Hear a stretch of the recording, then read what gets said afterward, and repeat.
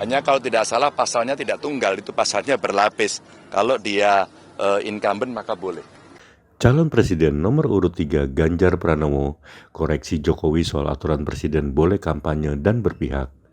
Ganjar menilai undang-undang terkait sifatnya berlapis dan berlaku untuk capres petahana. Hal ini diungkapkan Ganjar di Kuningan pada Sabtu 27 Januari 2024. Oh ya, saya kira sudah ada aturannya ya. Hanya kalau tidak salah pasalnya tidak tunggal, itu pasalnya berlapis.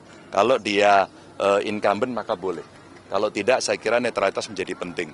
Karena statement beliau sebelumnya semua harus netral, termasuk para kepala daerah. Maka rasanya statement yang pertama menurut saya harus lebih pas untuk diterapkan. Kalau statement yang kedua, rasanya harus dikoreksi. Karena kita mempertaruhkan demokrasi ini dengan potensi intervensi dari mereka yang sedang memegang kuasa. Saya kira agak berbahaya kalau dilakukan. Meskipun tentu saja karena secara hukum itu diperbolehkan, maka itu akan menjadi perdebatan dan hari ini perdebatan sudah terjadi. Maka kata KPU, orang yang incumbent itu harus izin pada dirinya sendiri. Itulah namanya konflik of interest. Jadi akan semakin rumit. Rasanya segera kembalikan netralitas kepada mereka yang memang punya potensi untuk bisa menyalahgunakan. TNI, Polri, ASN, kepala daerah, ya, dan tentu saja Presiden. Sebelumnya Jokowi lakukan klarifikasi soal ucapan Presiden boleh kampanye dan berpihak.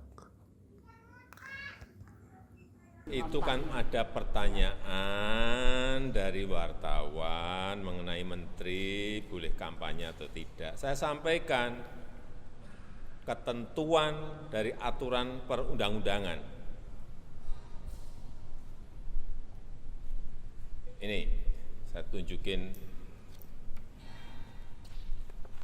Undang-Undang Nomor 7 Tahun 2017 jelas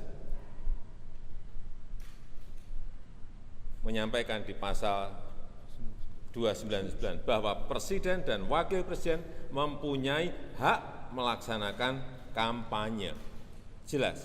Jadi yang saya sampaikan ketentuan mengenai undang-undang pemilu.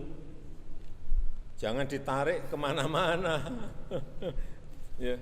Kemudian juga pasal 281 juga jelas bahwa kampanye pemilu yang mengikut sertakan Presiden, Wakil Presiden harus memenuhi ketentuan, tidak menggunakan fasilitas dalam jabatan kecuali fasilitas pengamanan, dan menjalani cuti di luar tanggungan negara.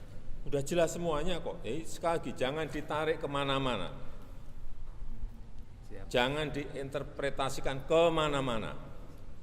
Saya hanya menyampaikan ketentuan aturan perundang-undangan karena ditanya. Ya, terima kasih. Terima kasih, Bapak.